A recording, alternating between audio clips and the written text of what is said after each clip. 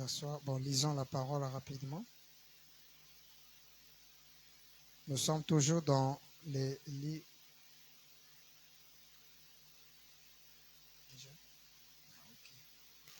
Que le Seigneur Branham vous bénisse une fois de plus. Merci. Nous prenons nos Bibles alors dans les livres des Actes.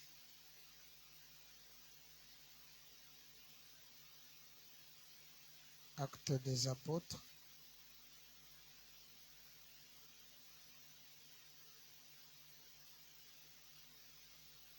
Chapitre 13, le verset 46 à 48. Vous sentez bien ce soir? Merci.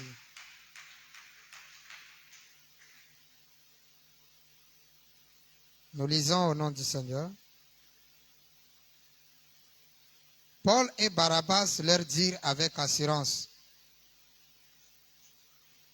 c'est à vous premièrement que la parole de Dieu avait été annoncée, mais puisque vous avez repoussé et que vous avez jugé vous-même indigne à la vie éternelle, c'est car ainsi nous l'a ordonné. Voici, nous nous retournons vers les païens, car ainsi nous l'a ordonné le Seigneur: j'étais établi pour être la lumière des nations, pour porter le salut aux extrémités de la terre. Amen. Les païens se réjouissaient en entendant cela. Ils glorifiaient la parole du Seigneur, et tout ce qui était prédestiné à la vie éternelle crurent. Amen. Vous pouvez vous asseoir.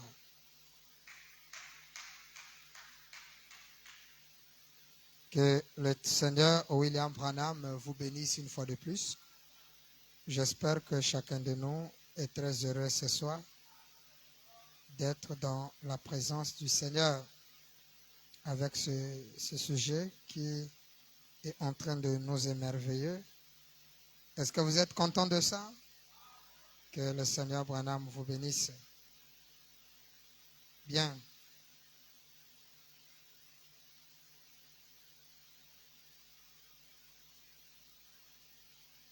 Nous sommes toujours sur l'œuvre missionnaire d'après l'ordre royal. C'est ça que nous sommes en train de développer. En fait, nous sommes en train de vous faire comprendre que l'œuvre missionnaire aujourd'hui n'est plus comme de jadis. Hier, quand on allait en champ missionnaire, on allait avec une écriture: répentez-vous et que chacun de vous soit baptisé pour être sauvé. Alors, la prédication de la repentance était la prédication de la mission. Nous allions prêcher les gens de se repentir, de mener une vie pure et être baptisés pour être participants de la vie éternelle. Mais grâce à la parole de Dieu, nous nous sommes rendus compte que la repentance et la bonne vie ne sont pas la preuve que vous pouvez être sauvé.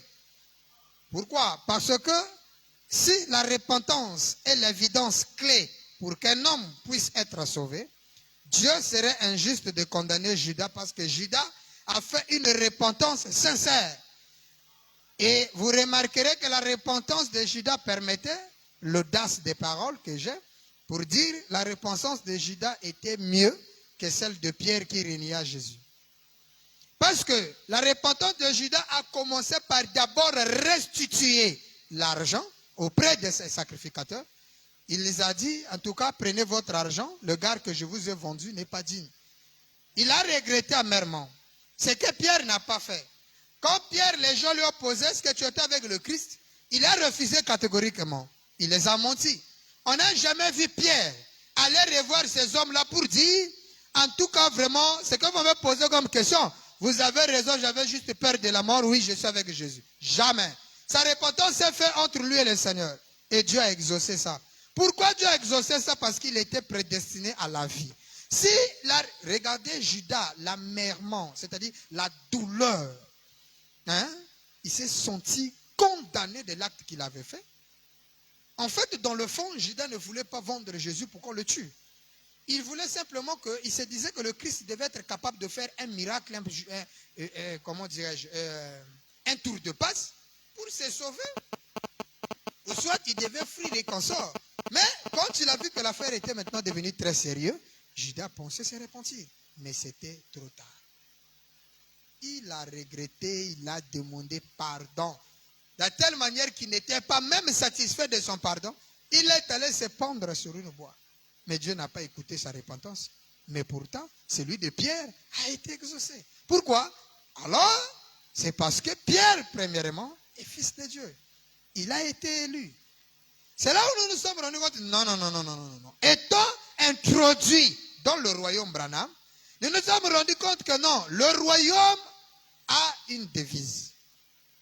Le maître, quand il est arrivé sous la forme du Christ, avait dit, venez à moi.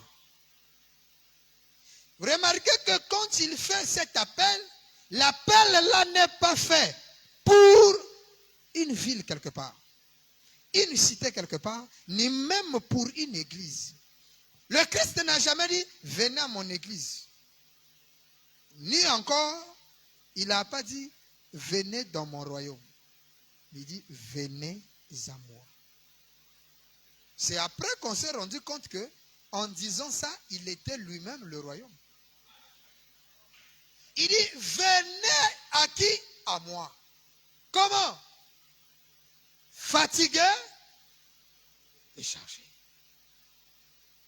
Mais il n'a jamais dit, si vous voulez venir à moi, débarrassez-vous de vos mal, débarrassez-vous d'abord de vos charges, et puis vous venez chez moi. Non. Il a dit, venez à moi. Or, nous avions pour mission d'amener les gens à Frère Branham. Mais on s'est rendu compte que les gens ont invité les personnes à devenir membres d'église. Et pour cela, ils leur ont donné une ligne de conduite à suivre pour être un bon monsieur dans la société. Donc, on préfère être un bon gentleman dans la société, mais la relation avec Christ est zéro. C'est ça qu'on a formé.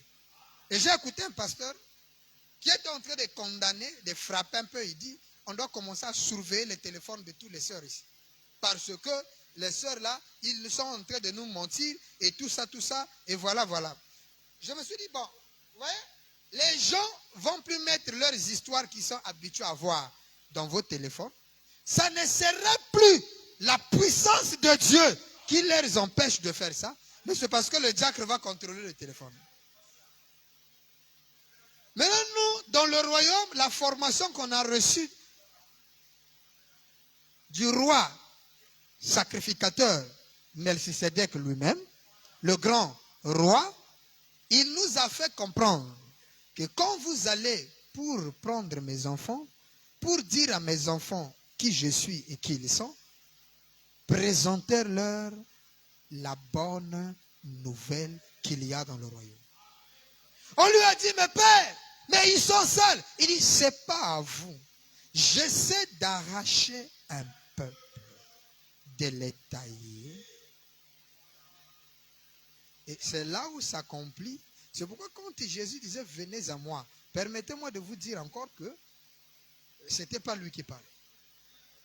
C'était le Père en lui qui parlait. C'est aujourd'hui qu'on est chargé. Alors, quel péché y avait au temps de Jésus? Aujourd'hui, là, c'est grave. Je vous assure, aujourd'hui, c'est grave. C'est aujourd'hui qu'on vient avec nos manquements et nos faiblesses auprès de Christ. Il a dit, venez à moi, fatigués, qui nous donnera le repos? Est-ce que c'est le pasteur? C'est le diacre? Alors, donc, nous avons quelle mission, nous? De vous amener où? Hein? À Christ. Parce que si on vous amène à nous, vous pouvez mieux nous tromper en vivant d'une bonne vie. mais dehors. Or, mieux vaut vivre clairement. Montrez à Dieu votre faiblesse. Seigneur Branham, je viens à toi avec ma faiblesse. Faiblesse n'a pas zelaka oyo. Si mou biki ya una munu mosi muna lendave. Mou baka décision mais plus question. Mais muna futuka. Vous n'avez jamais vu ça, vécu ça? Quelqu'un n'a jamais vécu une chose qui lui dit qu'en tout cas la chose là c'est fini et tout, mais il retombe toujours sur ça. Jim, tu n'as jamais vécu là-dessus? Pourquoi? Parce que c'est nous-mêmes. Mais si on dit Seigneur, je laisse ma maladie là entre tes mains. Je laisse ma situation là entre tes mains. Je donne ma faiblesse là entre tes mains. Quelque chose de nouveau se fera. C'est pourquoi il est dit, nous n'aurons même plus besoin de prêcher la sanctification. Parce que ça sera automatique. Ça sera une sanctification que Wesley n'a jamais prêchée. Parce que ne confondons pas le message de Wesley et le message du temps de la fin. C'est-à-dire le message, disons, pas le message du temps de la fin, mais le message du royaume. Parce que le royaume a un autre message. Wesley a dit aux gens, révérend Lassie, il faut te sanctifier parce que personne ne verra Dieu. Hein? Le message du temps de la fin nous a montré qui est Dieu. Grâce à la sanctification qu'on a eue de Luther. Parce que le message de Frère Branham, c'est pour montrer aux gens qui est Branham. Il est Dieu. Maintenant, quand vous croyez que Branham est Dieu, vous recevez un autre message. C'est la nouvelle du royaume que vous apportez maintenant aux habitants du trône. C'est pourquoi dans le message de Frère Branham, il y a un autre message. Ce que nous on prêche là, nous prêchons un évangile totalement différent. Nous sommes en train de faire une connectation des Écritures que Frère Branham n'a pas fait. Ce que lui a appelé, comment on appelle, il a dit, les jeunes gens quand ils vont venir. Ce que moi, Branham, je n'ai pas pu dire. C'est pourquoi nous avons dit ici, nous, on ne peut pas mettre la bande de Frère Branham du haut de la chaîne. Je le dis, je suis en face du monde. Parce que les bandes de Frère Branham, c'est des bandes qui sont faites pour que... Frère Branham dit dans le sentier de la vie. C'est aussi une bande de Branham. Il dit, les bandes que je prêche là, c'est pour étudier. C'est pour que les ministres les prennent, étudient et donnent à leurs brebis. Il dit, il y a des choses que moi j'ai dit, je ne l'ai pas dit ouvertement. Je l'ai caché. Il dit, j'ai fait la pêche de la truite arc-en-ciel avec l'appât. Mais quand les gens là viendront, ils prêcheront sans l'appât. J'ai frappé les makiwara avec gants. Mais quand il viendra, il dit, ôtez les gants. Mais ôtez les gants là, si vous nous laissez écouter seulement les gants, nous écoutons les gants. Mais ôtez les gants, c'est quoi? C'est ça. Frère voilà dit, le ministère, il y a des gens, il dit, les gens naissent avec le don. Les dons là ont la capacité de la compréhension d'une écriture. C'est pourquoi quand nous on prêche, on n'est pas figé sur une seule brochure. On prend 2, 3, 4, 5, 6. On est en train de collecter. Ce qu'on appelle dans un langage ecclésiastique le glanage. Nous sommes en train de glaner chaque citation dans un endroit pour connecter et donner le tableau puzzle. Parce que le message de Branham est un puzzle. Vous voulez toutefois nous donner un puzzle mal placé. Frère Branham dit les jeunes gens vont placer les carreaux. Vous voulez ôter les jeunes gens. Hein? Frère Branham lui a dit, ce que vous écoutez là, les bandes, il faut les brûler. Vous devez être capable de faire sortir dans le message du temps de la fin, le message du royaume. Oh, c'est beau, hein? Oh, dans le message du royaume, on commence à vous enseigner, vous montrer d'abord votre origine.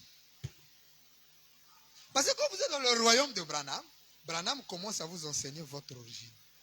Il dit, frère Ido, révérend Lassie, savez-vous pourquoi vous êtes ici? Non, père. En fait, j'aimerais te montrer. Toi, tu as été ici avant.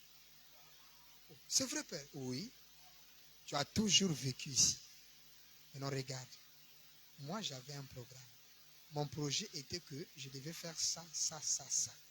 Et pour faire ça, j'étais coincé. Il me fallait créer un adversaire qu'on appellera plus tard par Satan. Et c'est lui qui va m'aider à réaliser mon projet. Donc, je vais le guider à réaliser mon projet.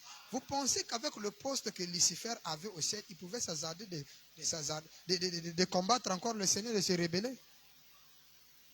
Il est plus puissant que Gabriel. Oh non, Saint-Michel défend. Saint-Michel ne peut pas vaincre Lucifer. Oh non, Michel a combattu Lucifer. C'est un mensonge. C'est pas vrai. C'est des petits. Oh. Lucifer. Quand toi tu invoques Lucifer, oh non. Saint-Michel, Michel, l'archange, lui, il va vaincre. Il a quel pouvoir de vaincre? Gabriel, oh c'est Gabriel. Gabriel a quelle énergie?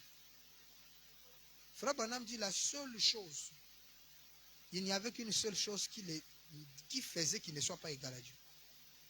Aucun ange n'a ce pouvoir. Il était le maître des archanges. C'est pourquoi quand on se rend compte, oh, mais la Bible dit, Michael combattit le dragon, le fut terrassé, fut vainqueur. Michael là, c'est qu'il faut, madame dit, non, Michael là, c'est pas l'ange. Il dit, c'est Christ lui-même. C'est lui-même et Dieu qui a le pouvoir de vaincre Lucifer. C'est pourquoi mieux vaut le posséder lui que posséder ses anges. Maintenant, aujourd'hui, il a la capacité d'être ta propriété. Le maître là, c'est lui qui est capable de vaincre Lucifer. Permettez-moi de dire maintenant la vérité que le Christ là qui a vaincu Lucifer, c'est William Branham.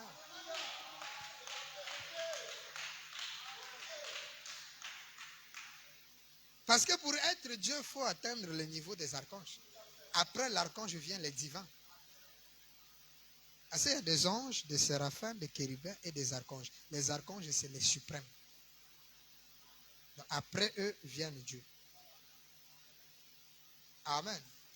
En matière de force, disons, en matière de force. Bon, il y a un élément important aussi qui vient de tomber aujourd'hui. Les séraphins aussi sont dangereux. Bon, eux, on ne parle pas d'eux, mais ils sont dangereux. On dirait qu'ils sont même plus puissants que les anges. Les archanges, comment tu vois ça? Parce que les archanges ont le pouvoir, ils sont... Non. C'est aussi une qualité des archanges. Parce que les archanges, ils ont 6 ailes. Mais les séraphins ont 6 ailes. Mais les archanges n'ont pas 6 ailes. Ils sont différents. Parce que les séraphins, eux, ils ont 6 ailes. Mais les archanges sont puissants. Parce que les séraphins regardent chaque heure. Oui, certes, ils sont gardiens, mais ils ne voient pas le maître. Ils ont 2 ailes pour couvrir leur face, ils ne peuvent pas voir le Père. Ils ont 2 ailes pour voler et ils ont 2 ailes pour couvrir les pieds. Mais on ne choisit pas n'importe qui pour garder quelqu'un. Hein? Non, ils sont différents. Branham dit il y a 4 catégories de anges. Oh, est-ce que c'est bon comme ça? Ouais, c'est comme ça, hein, la causerie. Vous causez avec les brebis. Bon, Chagara, pour toi, tu trouves que c'est lequel? Le séraphin. Du trône, quoi. Bon, mais pourquoi le jeu d'essai principal, lui, il choisit un archange? Il faut lui donner un micro.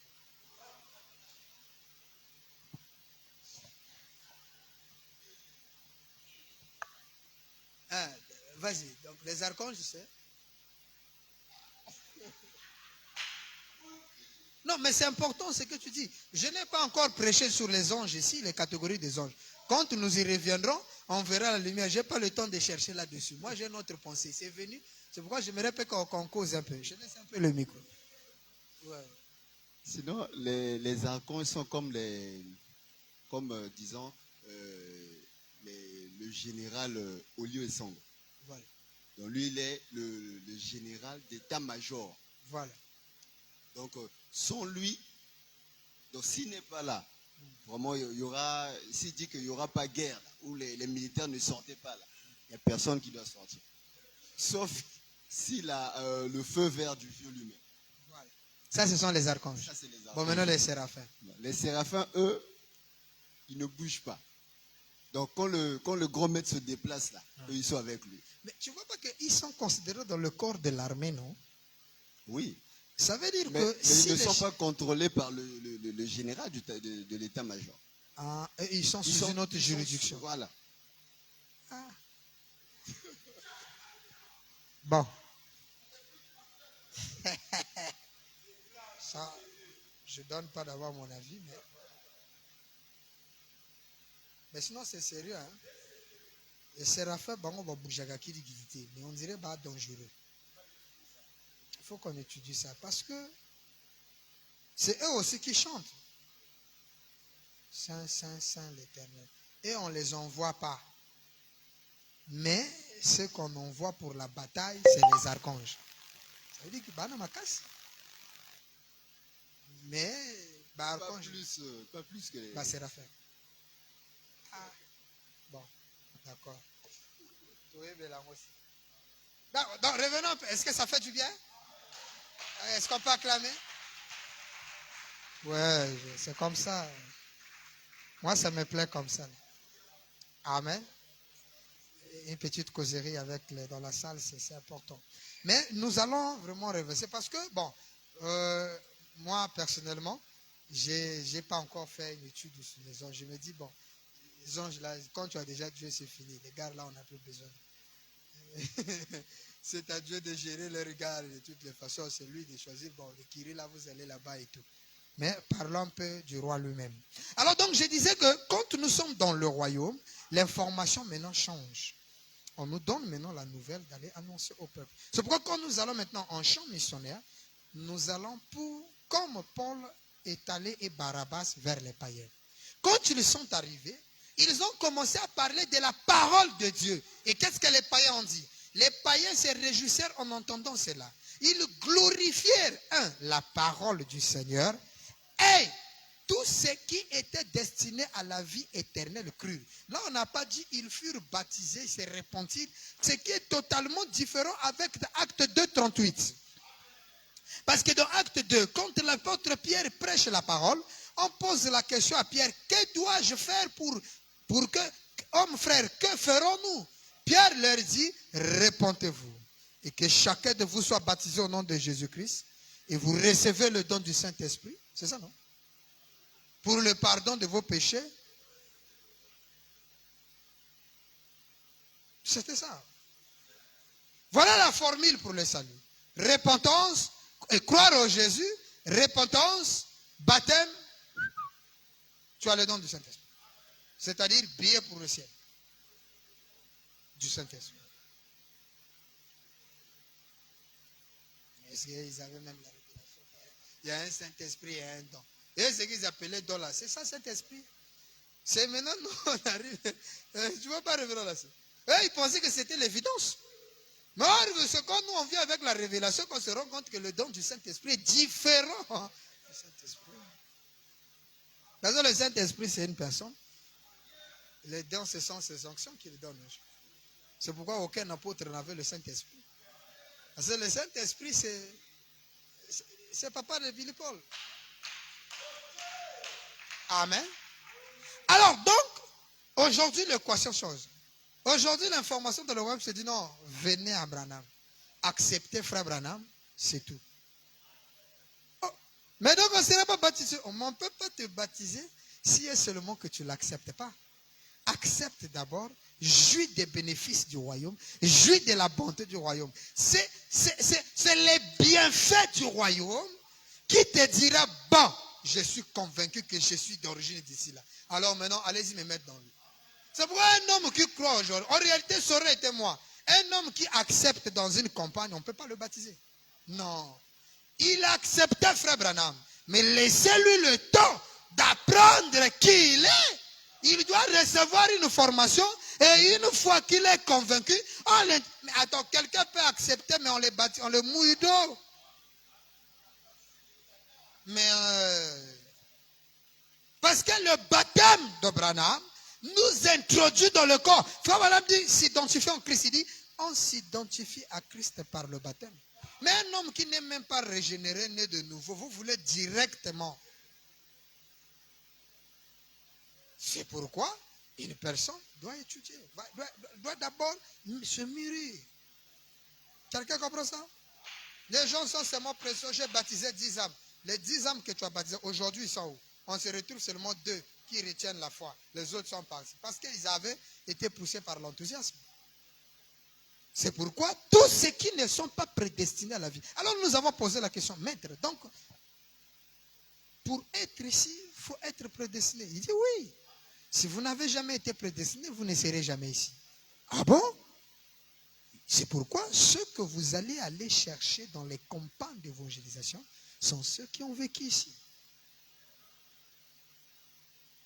Mais comment ça finalement, Père? Mais ils se sont mal comportés. Il dit non, je veux vous révéler le triple mystère du dessein de Dieu. C'est là où il nous a dit dernièrement dans le livre des exposés, à la page 98, le Père dit ceci.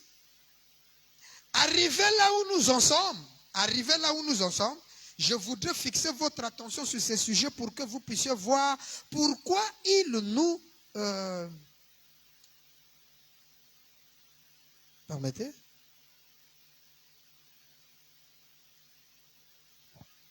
« 98.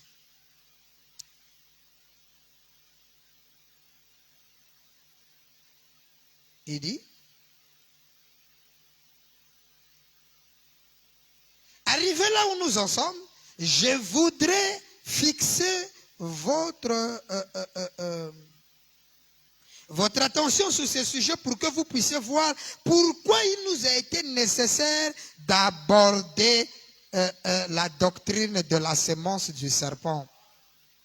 Comme je l'ai fait, nous avons commencé avec le fait qu'il y avait 2 arbres au milieu du jardin. Quelqu'un suit? Il y avait 2 arbres au milieu du jardin. L'arbre de la vie était Jésus et l'autre arbre est incontestablement Satan. Amen. À cause, vous suivez? À cause de ce qui est issu du fruit de cet arbre. Amen. Nous en avons donc maintenant. Voilà. Nous en avons donc maintenant. À cause de ce qui est de fruits. Nous savons donc maintenant que chacun de ces 2 arbres avait un rapport avec l'homme. Vous suivez ça?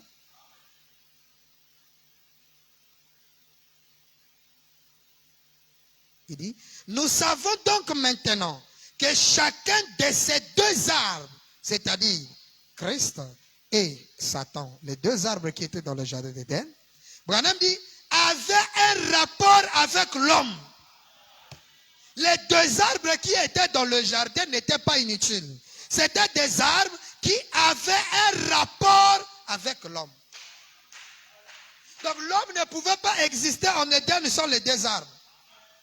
Et pourtant, regardez, Dieu dit, il y a l'arbre de la vie et l'arbre de la connaissance du bien et du mal, c'est-à-dire l'arbre de la mort. Mais si Dieu voulait vraiment qu'il y ait simplement la vie, mais il lui suffisait d'enlever l'arbre du mal.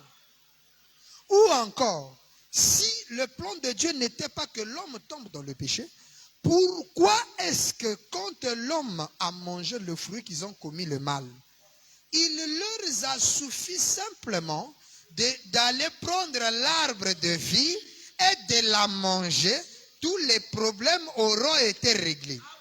Adam, comprenant cela, dit à Ève, allons remanger l'arbre.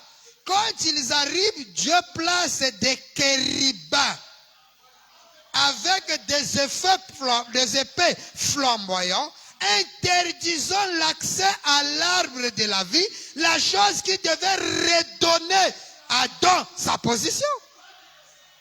C'est parce que si Adam regagnait sa position, je ne serais pas venu au monde. Tu ne serais pas en train d'être connecté sur le net. Tu ne seras pas habillé en veste et en cravate. Parce que les cravates et les vestes ont intervenu parce que les fruits les avaient été interdits. C'est ça le plan que le maître nous enseigne dans le royaume. C'est pourquoi nous comprenons que le salut aujourd'hui n'appartient qu'à ceux qui étaient dedans. Tout a un but. Il dit, il devait avoir, donc les deux arbres, devrait avoir un rôle à jouer dans le plan souverain, dans le plan et le dessein souverain de Dieu.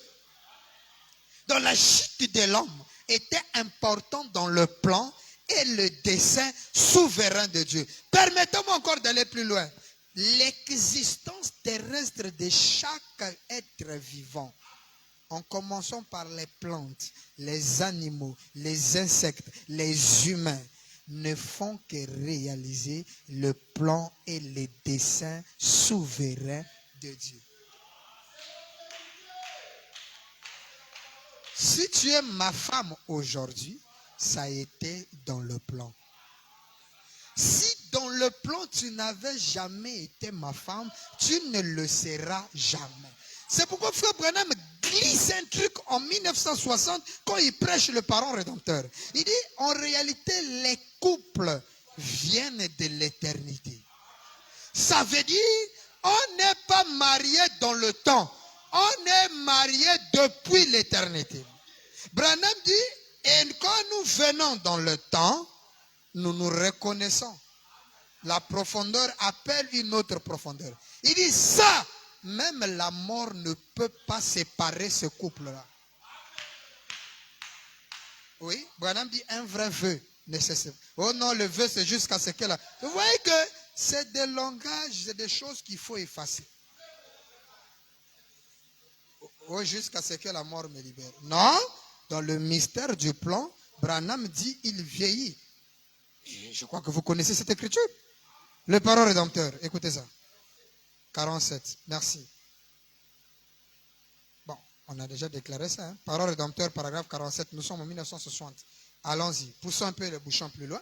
Il dit donc, tout là, c'est peut-être pour accomplir le plan et les desseins souverains. Ça veut dire qu'ils ne changent pas de Dieu. Dans leur rapport avec l'humanité et avec lui-même, Dieu. Sinon, nous ne pourrions jamais affirmer que Dieu est omniscient. Si nous disons que Dieu est omniscient, qu'il connaît, omniscient veut dire quoi? Omniscient veut dire que quelqu'un qui connaît la chose avant que cela se fasse. Si nous disons que Dieu connaît toutes choses avant que les choses se passent, ça signifie que tout ce qui arrive, c'est Dieu qui programme. C'est pourquoi vous allez voir que le miracle dans la vie du Seigneur, c'était la maîtrise de chaque situation. Il se rendait compte que tout ce qui était arrivé était pour le bien du Seigneur. C'est pourquoi un fils de Dieu ne se panique pas sur quelque chose qui arrive parce que c'est le plan de Dieu. Maintenant, Dieu nous plaçant dans ce corps de chair, il a compris. Il dit, bon, je vais leur donner 3 éléments.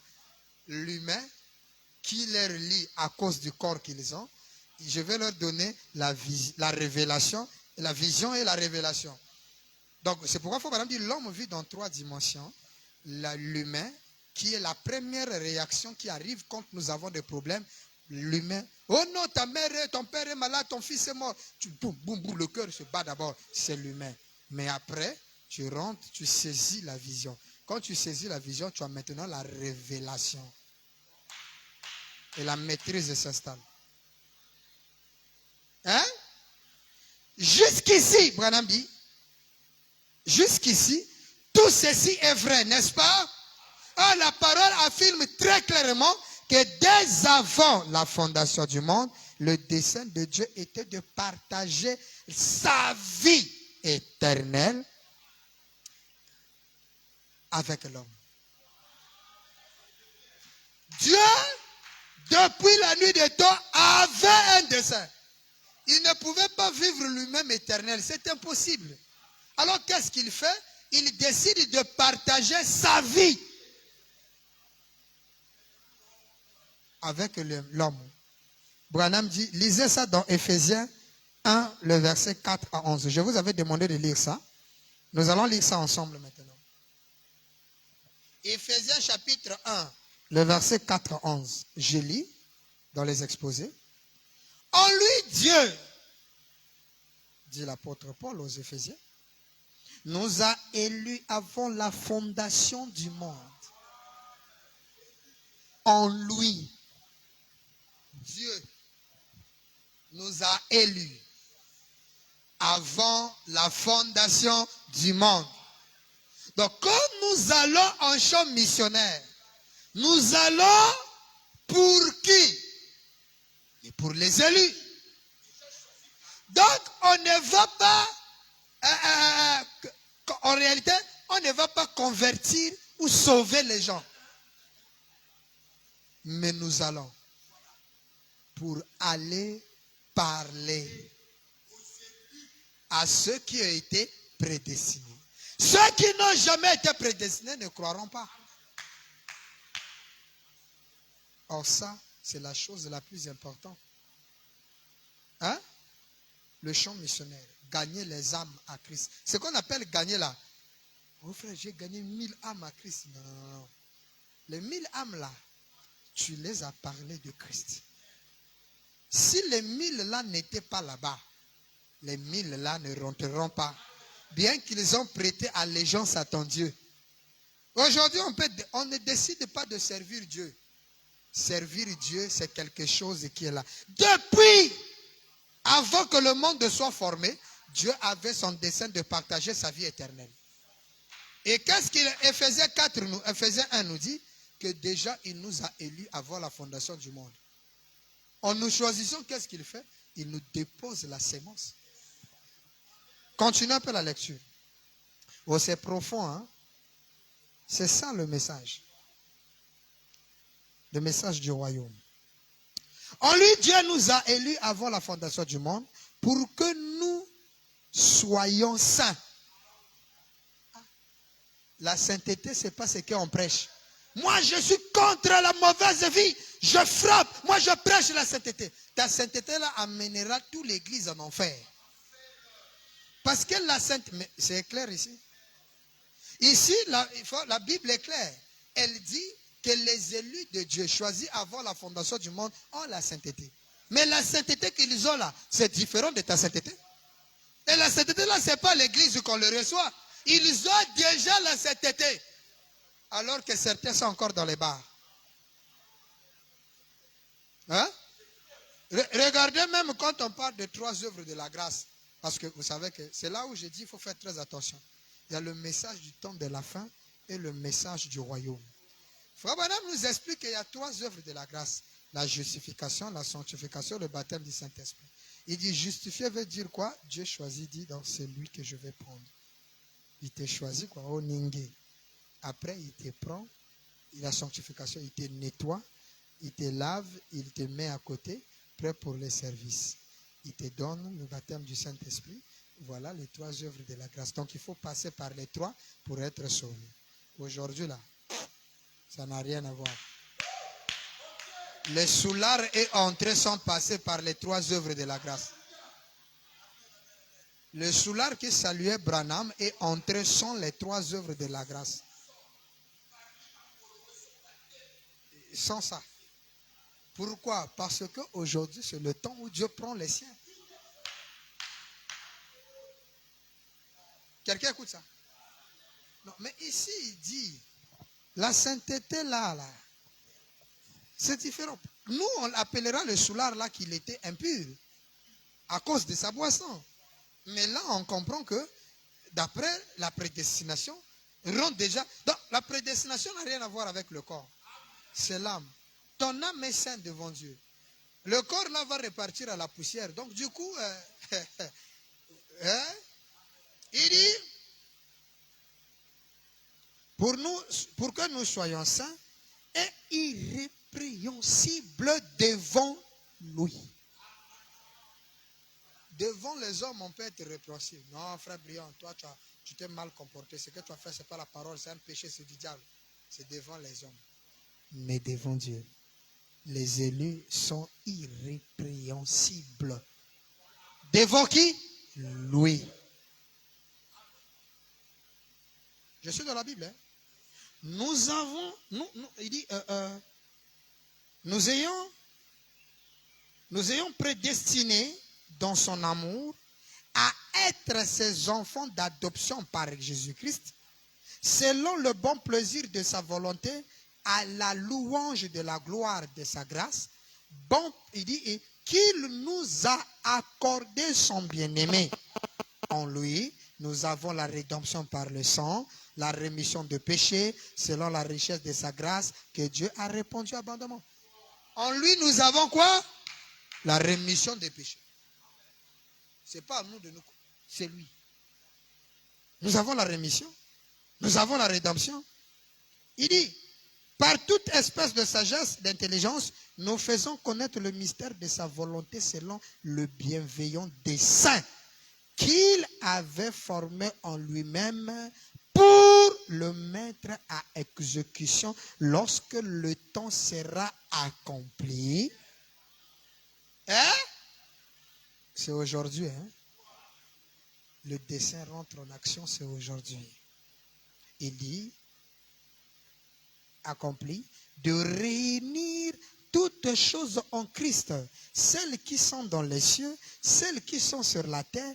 En lui, nous sommes aussi devenus héritiers, ayant été prédestinés suivant la résolution de celui qui opère toutes choses d'après le conseil de sa volonté. Vous voyez que là, c'est profond. À Éphèse, Paul enseigne le mystère de sa volonté relevant du dessein de Dieu dans la préscience.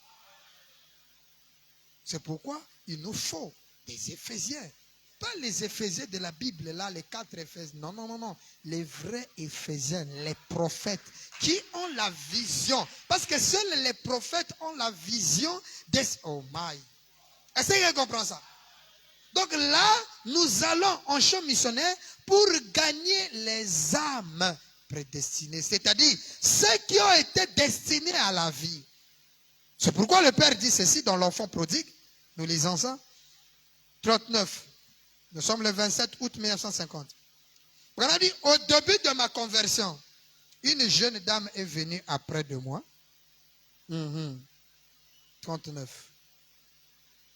Au début de ma conversion, une jeune dame est venue auprès de moi et a dit, frère Branham, a-t-elle dit, quel plaisir tirez-vous de la vie si vous ne fumez pas, ni ne buvez, ni n'allez au spectacle et tout? Au début, quand frère Branham devient converti, croyant, vous comprenez le langage, qu'est-ce qu'il veut dire? Alors, une femme lui dit, bon, mais toi tu ne veux ni boire. Finalement, le plaisir de la vie pour toi, c'est quoi? Branham dit, quelques soirées après cela, environ 8 à 10 pêcheurs sont venus à l'hôtel. J'ai dit, je trouve plus du plaisir dans ceci en une minute que vous ne pourriez en avoir dans le monde pendant 10 ans.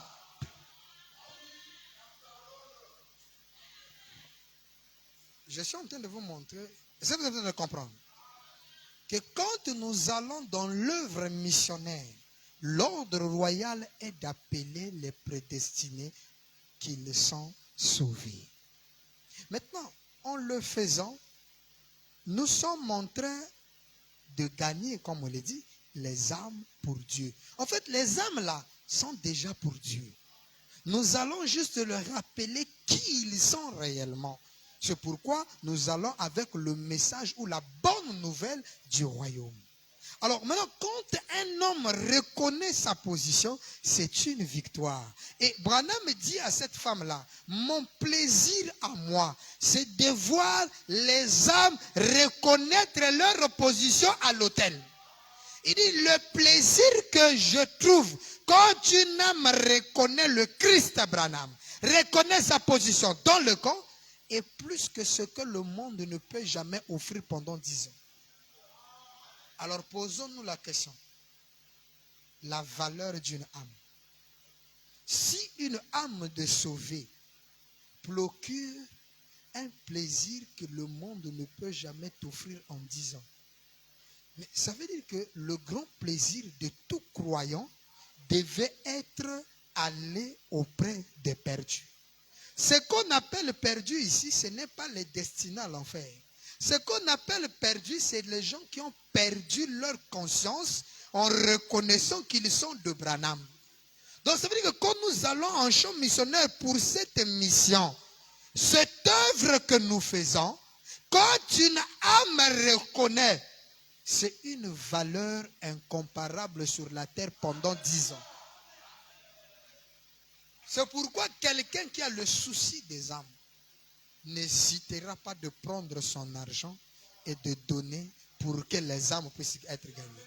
Parce que quand une âme est gagnée, Frère Branham dit chaque fois qu'un âme est gagné, c'est-à-dire qu'il reconnaît, Branham dit votre nom, vous avez des points au ciel. C'est-à-dire votre nom est gravé sur son âme. Nous allons arriver. Donc, regardez le plaisir de Frère Branham. Ce n'est pas Facebook et WhatsApp. Le plaisir du Seigneur, c'est quand une âme reconnaît sa position. Et ça a une valeur de 10 ans. Donc en 10 ans, tu ne pourras jamais trouver ça. Et Frère Branham dit, quand les perdus viennent à Dieu, c'est là que nous éprouvons du plaisir. Et là, il ne dit pas moi, hein, il dit nous. Ça veut dire que ceux qui sont avec lui dans le royaume sont toujours contents, heureux que quelqu'un rejoigne leur camp.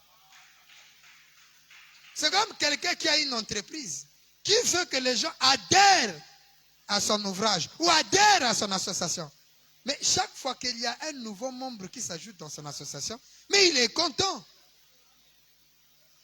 Hein? C'est comme aujourd'hui, si l'autre église, si l'église, les gens, plus que les gens arrivent, humainement parlant, nous sommes heureux qu'on ait de nouveaux frères dans l'église. N'est-ce pas?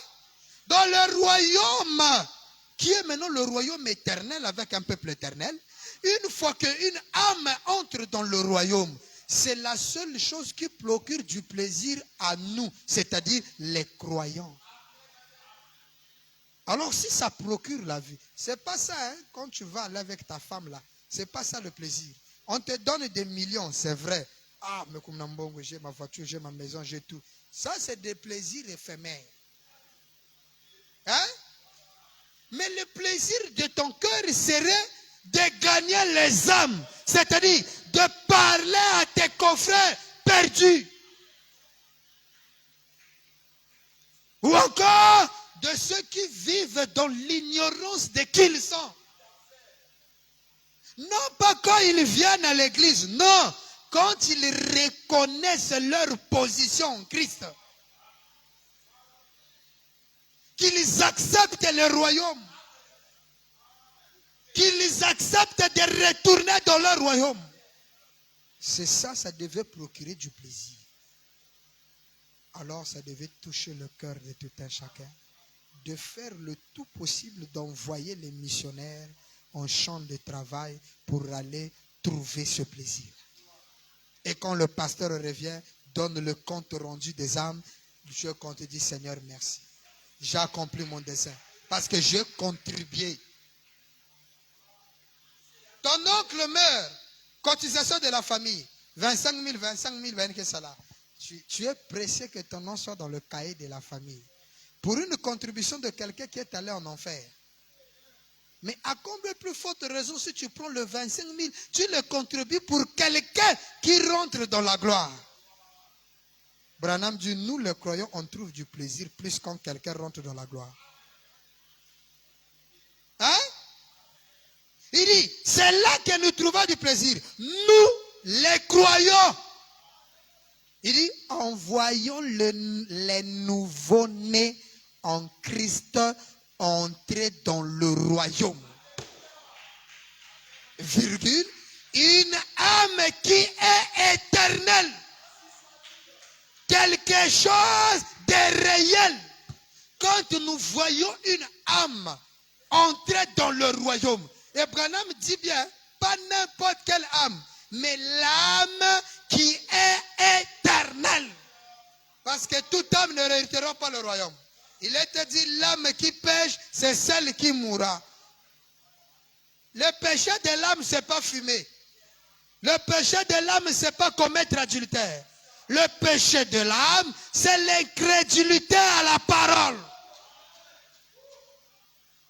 Mais comment un homme peut-il incrédule à ce qui lui donne la vie éternelle, pasteur Bill? Expliquez-nous ça. Comment quelque chose qui peut lui donner la vie éternelle et la personne soit incrédule? En fait, ce n'est pas de sa faute. Il n'a pas été prédestiné à ça. C'est pourquoi il n'y a rien en lui qui peut lui amener à croire. Donc nous ne souffrons plus. Nous ne forçons plus les gens. Nous sommes heureux quand nous prêchons aux rachetés. Hein? On a dit quelque chose de réel. Donc c'est des âmes éternelles. Oh, quand on parle d'une âme éternelle, ça veut dire que l'âme là a existé. Or l'âme qui pêche, annulée totalement. Mais les âmes, il y a des âmes éternelles. Et j'espère que je suis en train de parler aux âmes éternelles. Les âmes éternelles, ça signifie que vous avez existé. Et sur ce, l'apôtre Paul, quand il arrive aux Romains au chapitre 8, il dit ceci. Nous lisons cela. Il dit, nous savons, Romains 8, 28. En tout cas, cet enseignement, je prends la Bible et les brochures, nous sommes en train d'aller. Nous savons du reste que toute chose, Freddy, concourt au bien de ceux qui aiment Dieu. Tout. De ceux qui sont appelés selon son dessein. Souvent, nous, on s'arrête que là. Hein? Frère, toutes choses concourent à ceux qui aiment Dieu. Non. Et il dit, de ceux qui sont appelés selon son dessein.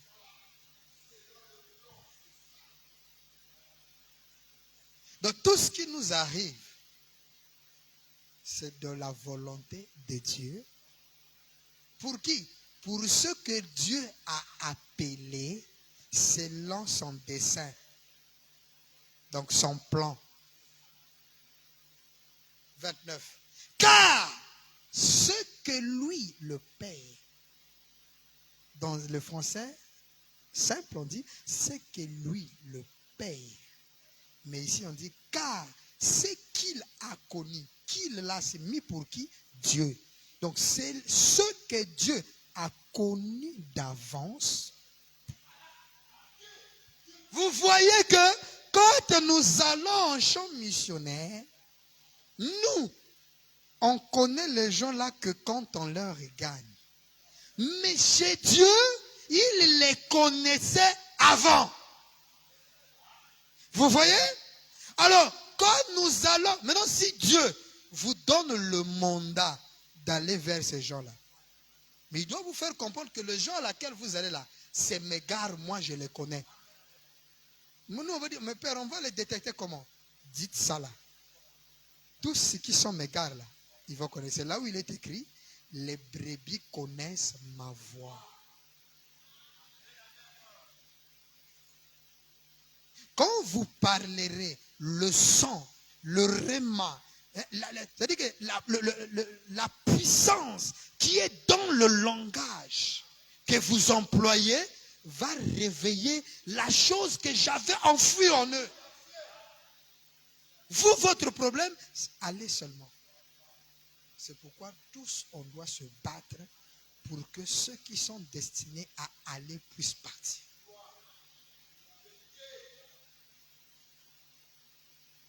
Et vous ne perdez pas. Le Père dit ceci. Nous allons revenir. Nous allons revenir dans le verset. Écoutez cette glorieuse déclaration du Père. Amen. Vous me suivez? Écoutez ça.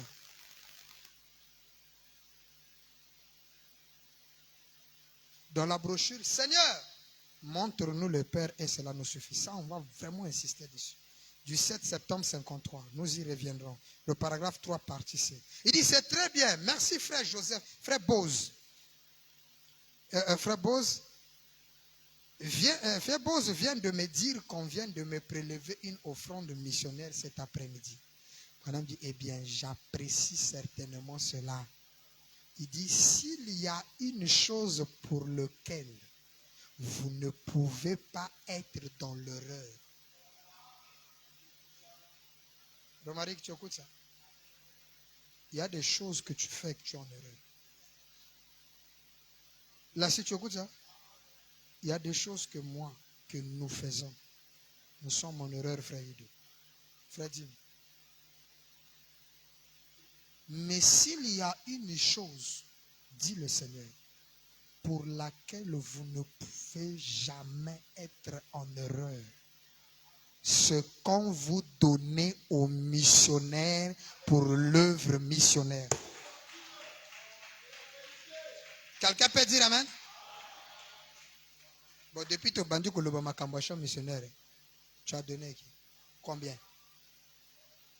Depuis qu'on a commencé à parler de ça, de toi-même, tu es conscient, tu as déjà partagé combien chez quelqu'un? Dans tous les dons que tu as fait, payer la maison, payer ceci, tu es en erreur. Mais l'unique chose qu'on ne peut pas être en erreur, c'est quand on donne aux missionnaires pour le champ missionnaire. Et notre église, c'est un tabernacle missionnaire. Nous avons des missions où? À l'étranger. De partout. Même dans le village, nous avons des missions. Là, bientôt, nous serons en Tombo pour aller voir le pasteur. Nous avons causé avec ce pasteur-là. Il dit, papa, nous sommes montés de nous préparer pour t'appeler pour que tu viennes au village. Nous étions à Milomba, dans les villages, dans le fin fond de la forêt de Mayombe. Ça, c'est le Mayombe. Nous étions là, à Milomba. Là, nous serons encore dans un village, là où un pasteur et tous les croyants ont cru. Ils attendent le baptême. Là, nous avons été invités à Kinshasa. Malheureusement, il y a eu un contretemps, mais on nous attend vivement à Abidjan. Et c'est là où nous sommes concentrés. Et après Abidjan, le Cameroun est en train d'attendre. Donc nous sommes en mission. Vous écoutez ça? Donc s'il y a une chose que tu ne peux pas être, oh non, pasteur, j'ai un peu d'argent, bon, j'ai donné à maman un tungizo, j'ai fait ceci, sous moi, bon, j'ai acheté un taxi pour Kakotsa Mumbo. Tu es en erreur. C'est une erreur. La seule chose que vous ne pouvez pas être en erreur, c'est quand vous donnez aux missionnaires pour l'œuvre missionnaire. Et Branham dit, moi, j'apprécie certainement cela du fond de mon cœur. Là, d'ici le 21, là, nous allons partir. Nous allons voyager. Les jours sont comptés. Tu as déjà contribué pour l'œuvre missionnaire combien? Si on calcule, on peut ça déjà 200, 500. Alors que là-bas, tu as donné 2000. Tu as donné 10 000, tu as donné 50, 100 000. C'est d'abord Dieu. Quelqu'un écoute ça? Frère, c'est le plaisir de frère Branham qu'on ne trouve nulle part. Pendant 10 ans dans le monde ne peut pas te offrir. Voir des âmes venir à Christ. Quelle âme? Les âmes qu'il a choisies. Il dit, ce que lui, revenons dans Romains 8, 29, car ce qu'il a connu d'avance, il les a aussi prédestinés. Non seulement il les a connus, mais il les a prédestinés. Bon, vous là, à être semblable à l'image de son fils, afin que son fils fût le premier-né entre plusieurs frères. Verset 30. Et ceux qu'il a prédestinés, il les a aussi appelés. Vous voyez que quand on va en champ missionnaire, on lance un appel. Et l'appel est lancé à ceux qui sont destinés. Donc le champ missionnaire, c'est le champ d'appel. Nous allons appeler ceux qui ont été prédestinés. Et quand nous lançons l'appel, ils reconnaissent le cri. Il dit, et ceux qu'il a appelés, il les a aussi justifiés. Hey, tu vois maintenant comment ça change, révérend. Vous voyez, Fredim? Ce n'est plus que non, bon, Dieu te prend dans le monde, il te justifie. Après, les équations que les pasteurs nous donnaient, après, quand tu écoutes la parole, il te sanctifie. Non. Quand Dieu fait son appel, ça c'est les appels des pasteurs. Mais quand Dieu fait l'appel, c'est que lui, Dieu appelle. Lui-même, Dieu les justifie. Et les a justifiés. Et ce qu'il a justifié, lui, Dieu, il les a aussi glorifiés. Déjà, quand tu es justifié là, Dieu te glorifie. Tu as déjà dépassé la sanctification. La sanctification n'est même pas là-dedans. Quand Dieu te justifie, il te glorifie, c'est fini. Mais tu n'as plus besoin de la sanctification. Parce que la sanctification nous amenait simplement à voir Dieu. Car sans la sanctification, mais nous on a déjà vu Dieu. Dieu est venu chez William Branham. On n'a plus besoin de la sanctification. Tout ce qu'on a besoin, c'est d'être glorifié. Quand quelqu'un est glorifié, il n'a plus besoin de la sanctification. Parce qu'il vit dans la gloire. Et la gloire, c'est être dans la parole. Alors tout ce qui est contraire à la parole ne sera pas pour lui, ne sera pas sa vie. Donc la sanctification ne lui importe pas parce que son état glorifié lui met dans la dimension des sauvés. Hein? Alors apôtre Paul dit, que dirons-nous donc à l'égard de ces choses? Puisque Dieu les a justifiés, il les a glorifiés. Maintenant vous dites quoi à l'égard de ces choses? Et il dit, si Dieu est pour nous, qui sera contre nous? On est déjà justifiés, Fredine. Et quand Dieu nous a justifiés, il nous a glorifiés. Alors qui sera contre nous? Laissons-les être contre nous. Oh, on coupe la communion. On est là. Ceux que Dieu a appelés, il les a justifiés. Ceux que Dieu a justifiés, il les a glorifiés. Alors qui sera contre nous? Comme a dit un certain pasteur, au lieu de m'insulter, au lieu de viens, rapproche-toi de moi, que je te montre mon Dieu. Au lieu de parler mal contre moi, avec des petites, disons, les demi-citations que tu as, oh non, je vais combattre la polygamie, c'est une fille sale, le pasteur Bill mène et tout ça là, voilà. Tes demi-citations là. Tu n'as aucune citation. Je pèse bien mes mots. Il n'y a pas une citation qui peut combattre la polygamie. Ça n'existe pas. Si tu as une demi-citation que tu gardes, il faut venir avec ça.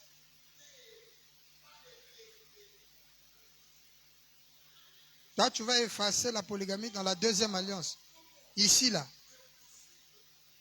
Oh non, frère, nous retournons dans le vrai mariage du commencement. Qui t'a dit que le vrai mariage du commencement, c'est la monogamie?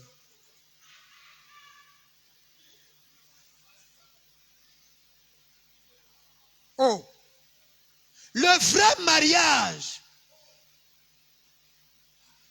hein? C'est l'union invisible. Oh, le livre de Sceaux. Frère Branham dit ceci. Écoutez ça.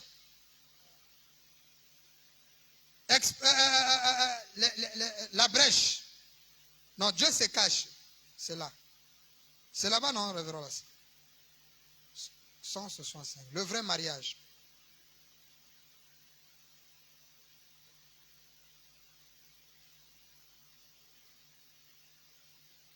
Paragraphe 80.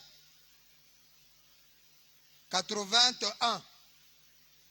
Branham dit, mais ce petit tabernacle de Salomon, comme le temple de Salomon lui a été construit, et comme les autres, Dieu se cache et se révèle de la simplicité du 17 mars 63, paragraphe 81. Mais ce petit tabernacle, comme le temple de Salomon qui lui a été construit, et comme les autres ne sont que des lieux d'adoration temporaires jusqu'au moment où le vrai tabernacle sera élevé sur la terre. et la justice régnera d'un bout à l'autre de l'univers. La justice régnera d'un bout à l'autre de l'univers. Le vrai croyant, hein? Il dit, et il n'y aura plus de chagrin. Ok? Il n'y aura pas d'oraison funèbre prêchée dans ce tabernacle-là. C'est quel tabernacle? William Branham. C'est pourquoi en Branham, il n'y a pas de mort. Il n'y aura plus de mariage. Mariage avec S. Il n'y aura plus de... Si vous croyez que le tabernacle est déjà descendu, pourquoi vous faites le mariage? Hein? Quand le vrai tabernacle de Dieu descend, la nouvelle Jérusalem finit les mariages. Car le seul mariage sera, il dit, le seul mariage, on sera un glorieux pour l'éternité. Quel temps béni ça sera! Vous avez dit ça? Le seul mariage. Il n'y aura plus de vos... Donc ce n'est pas des mariages, nous répartons au vrai mariage. Il n'y a pas de vrai mariage, vous allez répartir.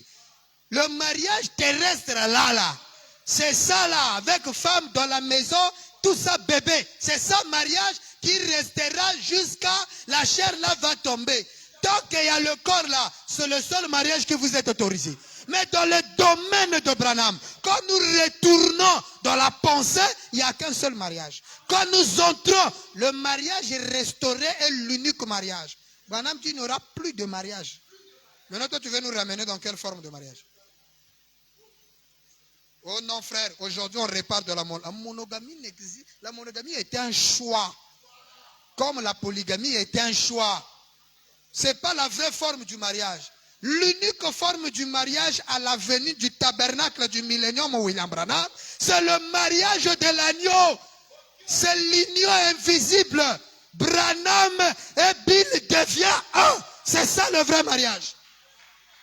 Lorsque Dieu et toi deviennent un. C'est pourquoi votre mariage charnel là, c'est pour le sexe et multiplier les enfants, ça n'a rien à voir. Oh, le frère là est mal marié. Mal marié comment? Quel mariage? Est-ce qu'il existe des mariages en ce temps de la vie? Il n'y a qu'un seul mariage chez Dieu, c'est un épouse. Ça, c'est des mariages terrestres. Nous allons donner les boissons, c'est pour honorer les parents, pour qu'ils boivent et tout ça. C'est des doctrines païennes. On a dépensé l'argent pour une femme alors qu'on a besoin d'argent dans les champs missionnaires. Accomplissez d'abord l'œuvre de Dieu et les tralala, les fêtes là vous allez faire. C'est là où je disais que mon mariage de ma fille là, c'est même moi-même qui va dépenser. Ça sera mon honneur. Ma fille se marie là, un bon frère qui a Dieu là, tu as vraiment Dieu. Tu es là-bas. On te donne la charge. Tu me cherches seulement un ordinateur pour prêcher la parole, c'est tout. Et une offrande missionnaire, tu prends la soeur. Mais il faut être sûr que tu es dans le royaume. La fête même, c'est moi-même qui organise. On mange, tout ça. Frère, je te demanderai, tu as besoin de la consécration? Oh oui, pasteur à l'église. Avec les pimpi. Ça n'engage? Non, ça n'engage que lui. Ils aiment le succès. L'être humain aime les fiertés. Bamona, Bayoka. Le langage païen comme ça. Là. Et non, je suis dans le royaume. Quel royaume d'attente?